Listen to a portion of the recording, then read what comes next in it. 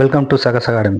நம்ம October 2 2024 current events பகுதியை பார்க்க போகிறோம். எக்ஸாம் பாயிண்ட் ஆஃப் வியூவில் கேட்கக்கூடியதை மட்டும் பார்க்க போகிறோம். இராணுவ பட்ஜெட்டை 25% அதிகரிக்கும் ரஷ்யா. இராணுவ பட்ஜெட்டை 25% வந்து இன்க்ரீஸ் பண்ணியிருக்காங்க. பாதுகாப்புத்துறைக்கான பட்ஜெட் நிதி ஒதுக்கீட்டை இதுவரை இல்லாத அளவிற்கு 25% உயர்த்த ரஷ்ய அதிபர் விளாடிமிர் புதின் முடிவு செய்யலாம். இதில் நமக்கு ரெண்டு விஷயம் தெரியணும். ரஷ்யாவோட அதிபர் பேர் விளாடிமிர் புதின். எவ்வளோ பர்சன்டேஜ் வந்து இன்க்ரீஸ் பண்ணியிருக்காங்க அப்படின்னா 25% வந்து இன்க்ரீஸ் பண்ணியிருக்காங்கன்றத சொல்ல தெரியணும். ரஷ்யாவுக்கும் உக்ரைனுக்கும் வந்து போர் இப்போ நடந்துக்கிட்டே இருக்கு. அந்த விஷயம் தெரிஞ்சுக்கிறணும். அடுத்தது மும்பை பங்குச்சந்தையின் குறியீட்டு எண் அப்படின்னு சொல்லி கேட்பாங்க. மும்பை பங்குச்சந்தையோட குறியீட்டு எண் சென்செக்ஸு. தேசிய பங்குச்சந்தையின் குறியீட்டு எண் கேட்டாங்கன்னா நிஃப்டி அப்படின்றது தெரியணும். அடுத்ததாக ஒவ்வொரு நாட்டிலையும் வந்து ரூபாயோட மதிப்பை எப்படி சொல்கிறாங்க, ரூபாயை வந்து எப்படி சொல்கிறாங்க அப்படின்னா இந்தியாவில் வந்து ரூபாய்ன்னு சொல்லுவாங்க, அமெரிக்காவில் டாலர், ஐரோப்பா கண்டத்தில் யூரோ அப்படின்னு சொல்லி அழைக்கப்படுது, பிரிட்டனில் பவுண்ட் அப்படின்னு சொல்கிறாங்க, மலேசியா ரிங்கிட், மலேசியாவில் ரிங்கிட்டு, சிங்கப்பூரில் டாலர். அப்போ சிங்கப்பூர்லையும் அமெரிக்காலையும் டாலர், இந்தியாவில் ரூபாய், ஐரோப்பாவில் வந்து யூரோ, பிரிட்டன் பவுண்டு, மலேசியா வந்து ரிங்கிட். அடுத்ததாக சென்னை ஹைதராபாத் ஆட்டம் கோல் என்ட்ரி ட்ரா அப்படின்னு சொல்லியிருக்காங்க. இந்தியன் சூப்பர் லீக் ஐஎஸ்எல் கால்பந்து போட்டியில் சென்னையின் எஃப்சி ஹைதராபாத் எஃப்சி அணிகள் செவ்வாய்க்கிழமை மோதிய 19 ஆட்டம் கோல் என்ட்ரி ட்ராவில் முடிந்தது. எஃப்சி அணிகள்ன்றது தெரிஞ்சுக்கோங்க. இது அவ்வளோ இம்பார்ட்டண்ட்டாக சொல்ல முடியாது. இது மாநில அளவில் நடக்கக்கூடிய போட்டி. அதனால தான் நான் சொல்லியிருக்கேன் 19வது ஆட்டம் கோல் என்ட்ரி ட்ரா. ஹைதராபாத்தில் நடக்குது இந்த ஆட்டம், அதை மட்டும் தெரிஞ்சுக்கோங்க. அடுத்ததாக செய்திகள் சில வரிகளில். ராணி கோப்பை கிரிக்கெட்டில் ரெஸ்ட் ஆஃப் இந்தியாவுக்கு எதிராக முதலில் பேட் செய்து வரும் மும்பை அணி. இரானி கோப்பை கிரிக்கெட்டில் ரெஸ்ட் ஆஃப் இந்தியாவுக்கு எதிராக முதலில் பேட் செய்து வரும் மும்பை அணி முதல் நாளான செவ்வாய்க்கிழமை முடிவில் 4 விக்கெட்டுகள் இழப்புக்கு 237 ரன்கள் சேர்த்துள்ளது. ஸ்ரேயாஸ் ஐயர் 57 ரன்கள் விளாசி வெளியேற கேப்டன் அஜிங்கிய ரஹானே 86, சர்ஃப்ராஸ் கான் 54 ரன்கள் ஆட்டமிழக்காமல் உள்ளனர்னு சொல்லியிருக்காங்க. பாகிஸ்தானுடன் 3 ஆட்டங்கள் கொண்ட டெஸ்ட் தொடரில் விளையாடுவதற்காக இங்கிலாந்து அணி அந்த நாட்டுக்கு புதன்கிழமை வருதுன்னு சொல்லியிருக்காங்க. பாரிஸ் ஒலிம்பிக்கில் பதக்கம் வென்ற இந்திய வீராங்கனைகளை இந்திய ஒலிம்பிக் சங்க நிர்வாக கமிட்டி கௌரவிக்கவில்லை என்ற சங்கத்தின் தலைவர் பிடி உஷாவின் குற்றச்சாட்டில் உண்மை இல்லை என்று சங்கத்தோட பொருளாளர் சகாதேவ் யாதவ் செவ்வாய்க்கிழமை கூறினார் அப்படின்னு இருக்காங்க. அடுத்தது ரஞ்சி கிரிக்கெட் தமிழ்நாடு கேப்டன் யாருன்னு கேட்டால் சாய் கிஷோர். ரஞ்சி கோப்பை கிரிக்கெட், இந்த கேள்வி வந்து ரஞ்சி கோப்பை எந்த விளையாட்டோட தொடர்புடையதுமே கேட்டிருந்தாங்க. அப்போ ரஞ்சிக்கு வந்து கிரிக்கெட், அதோட கேப்டன் யாருன்னா சாய் கிஷோர். அவ்வளோ தெரிஞ்சால் போதும். அதில்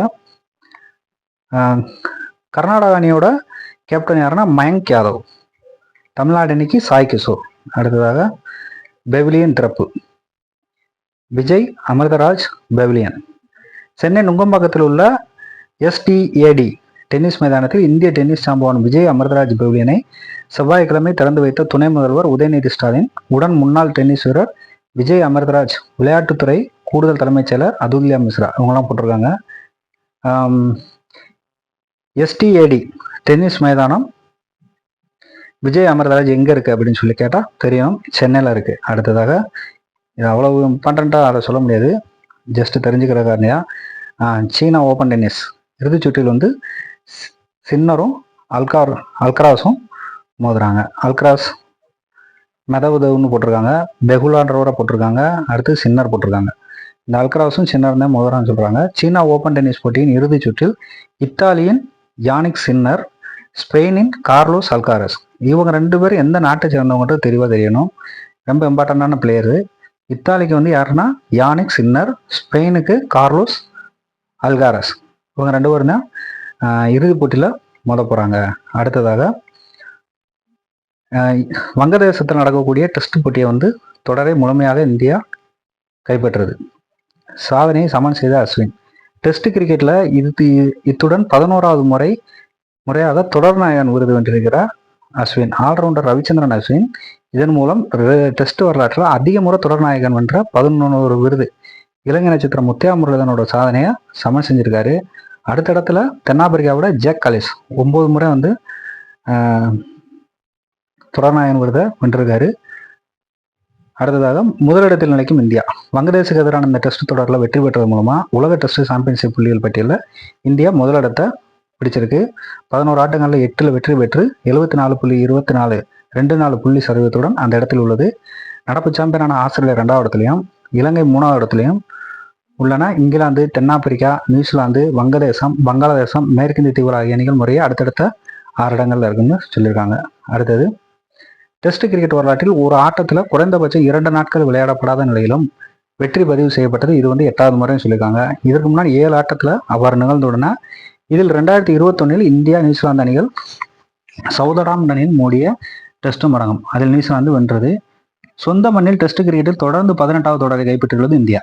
சர்வதேச டெஸ்ட்ல இதுவே ஒரு அணியனோட அதிகபட்சமா தொடருது. அடுத்த இடத்துல ஆஸ்திரேலியா 10 தொடர் வெற்றிகளுடன் 1994 டு 2000 அவங்க 10 போட்டி ஜெயிச்சிருந்திருக்காங்க.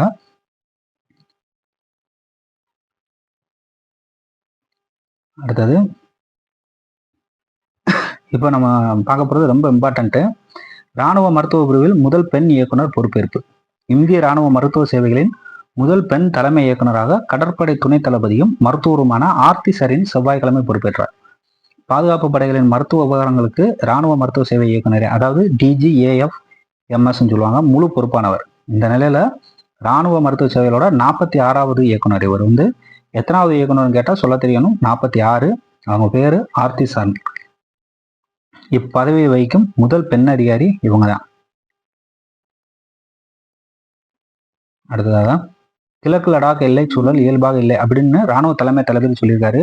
அவரோட பேர் என்னன்றதை நம்ம தெரிஞ்சுக்கிறோம். இராணுவ தலைமை தளபதி உபேந்திர துவிவேதி தெரிவித்துள்ளார். துவிவேதி. அடுத்ததாக, எதிரிகளுக்கு உரிய பதிலடி தரும் திறன் விமானப்படைக்கு உண்டு அப்படின்னு சொல்லி ராஜ்நாத் சிங் டில்லி தேசிய போர் நினைவகத்தில் நடைபெற்ற நிகழ்ச்சியில் பங்கேற்ற விமானப்படை தலைமை தளபதி யாருன்னா அமர்பிரீத் சிங்குடன் கலந்தாடிய மத்திய பாதுகாப்புத்துறை அமைச்சர் ராஜ்நாத் சிங்.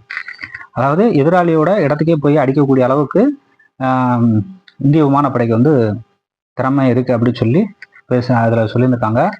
இதில் என்ன இம்பார்ட்டன்ட் பாயிண்ட் கொடுத்துருக்காங்கன்னா, கடந்த 1932 அக்டோபர் 8ஆம் தேதி தொடங்கப்பட்ட இந்திய விமானப்படையின் 92வது ஆண்டு விழாவை முன்னிட்டு தேசிய போர் நினைவகத்தில் நடைபெற்ற நிகழ்ச்சியில் ராஜ்நாத் சிங் பங்கேற்றார்.